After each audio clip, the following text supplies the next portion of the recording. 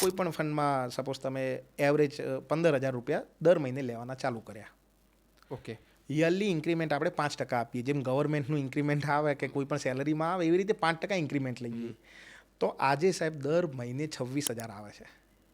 Okay. મજાની વસ્તુ એ છે કે 25 લાખના 92 લાખ થયા છે.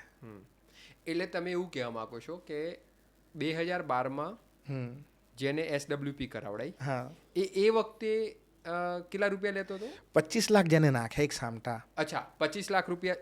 અચ્છા, 2012માં જેને 25 લાખ નાખ્યા. ઓકે. અને એની SWP કીધી કે ભાઈ મને હવે દર મહિને 15,000 આપજો અને એક વર્ષ પછી એમાં 5%નો વધારો કરજો. દર વર્ષે વધારો કરજો. ઓકે. એટલે 2012માં 25 લાખ નાખ્યા.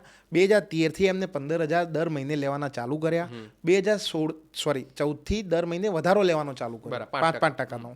તો અત્યારે 26,000 રૂપિયા મળે છે દર મહિને. ઓકે.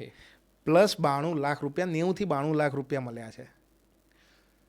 અચ્છા, એટલે અમુક ફંડમાં 25 લાખ રૂપિયાના 92 લાખ તો હાલ છે જ. અને મેં પૈસા લીધા એ 28,39,000 લઈ ગયા છે. એટલે ઓકે, એટલે મૂડી તો પૂરી થઈ ગઈ ઇન્ક્લુડિંગ કોરોનાની મંદી. ઓહ, અચ્છા. એટલે આ બ્યુટી છે. અને હજી SWP ઉપર તો એટલું બધું કોઈ વાત ફોકસ જ નથી સાહેબ, ફોકસ જ નથી. અરાઉન્ડ 55 લાખ માણસો ઇન્ડિયામાં એવા છે. કદાચ માઇટ બી આ આંકડો આગો પાછો પણ હોઈ શકે છે, પણ અરાઉન્ડ 55 લાખ જ છે જેની જોડે SWP અવેલેબલ છે.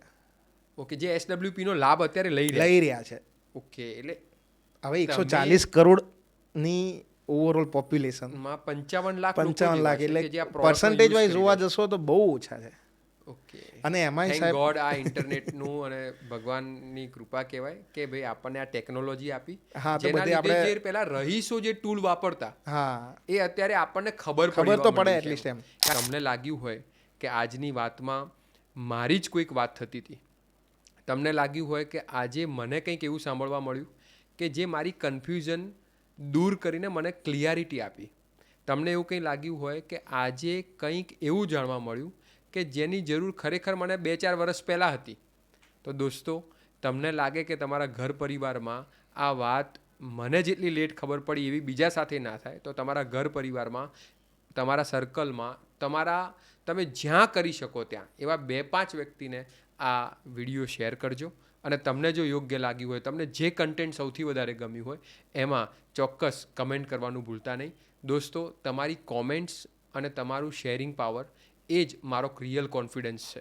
મેંગો પીપલ માટે બનાવેલી આ ચેનલ અને મેંગો પીપલને કન્ફ્યુઝનથી ક્લિયરિટી તરફ લઈ જવા માટેની મારી આ મહેનતને તમારી એક કમેન્ટ અને તમારો એક શેર બટન એ ચોક્કસ મને ખૂબ કોન્ફિડન્સ આપશે.